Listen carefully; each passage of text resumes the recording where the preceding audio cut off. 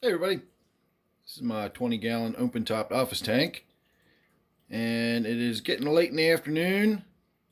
We've got a western-facing window in this room, and you can see how much sun I've got shining in this tank. I was getting distracted by the little flickering light you can see on the left there. I actually thought in the camera that that was a fish that was struggling, gotten caught in the corner or something, but it's not. It's actually just the twinkle and sparkle of sunlight as it reflects off of, or I should say as it refracts off of the water that's dripping into the top. But what I really like about the sun shining in this tank is the Diamond Tatras that are in here. Unfortunately, when they swim into the sun, they're actually a little too bright for my camera to really pick them up. Sort of washes out and they look a little too bright. But even for being juveniles, they are far from full grown. And boy, when they get in that natural sunlight and that full, nice afternoon setting sun, they really sparkle like diamonds. They look like fire. You can see all the colors coming out of them. They are absolutely amazing. They look impressive enough just under regular lighting down at this end of the tank. That is actually just the lighting from above. You can kind of see where the sun falls across the tank down at this end.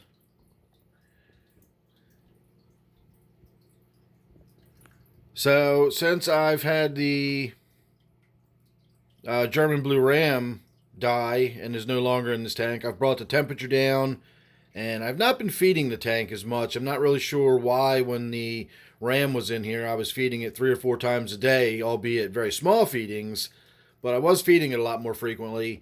And now I'm down to feeding it once or twice a day, usually twice a day. I don't know why, but for some reason, whenever I turn the lights on in this particular tank, I always feed it. All my other tanks I feed late in the evening, but in this tank I always feed it when I turn the lights on, and then I usually also feed it later in the evening. But again, I put small amounts in on multiple times a day. But anyway you slice it, I know that still looks like there's a lot of snails in there, but there's actually a lot less snails in there than was in there a couple of weeks ago. So I think just by reducing the amount of food I'm putting in the tank, I'm going to actually slowly get on top of my snail population. I don't care if there's some snails in the tank, but when you can't see through the glass because it's speckled with, snail shells, that's, we're getting to a different story. And it was getting there. Again, I know it looks like it's got a lot of snails in there now, but that's, probably half of what was in there 2 weeks ago.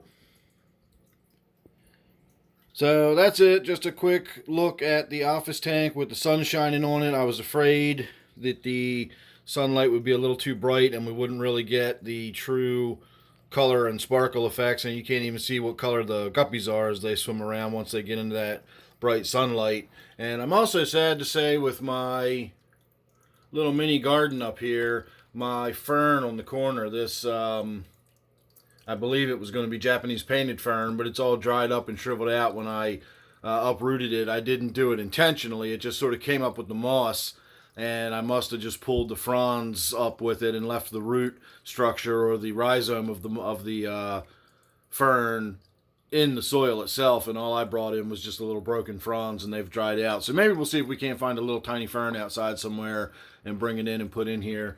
But my lily of the valley, I wasn't sure what that was when I brought it in. I thought it was a little hosta, but it turned out it is indeed a lily of the valley, so that's starting to bloom.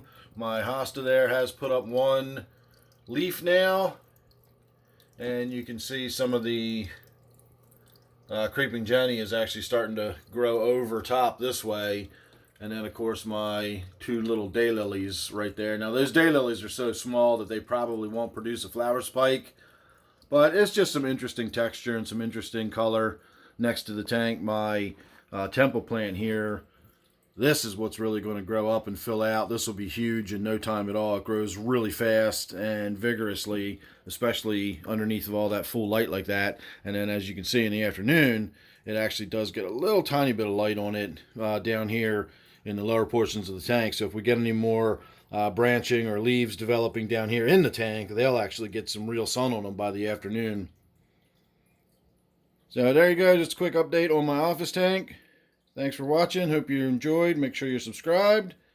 And I will see you real soon in the next one.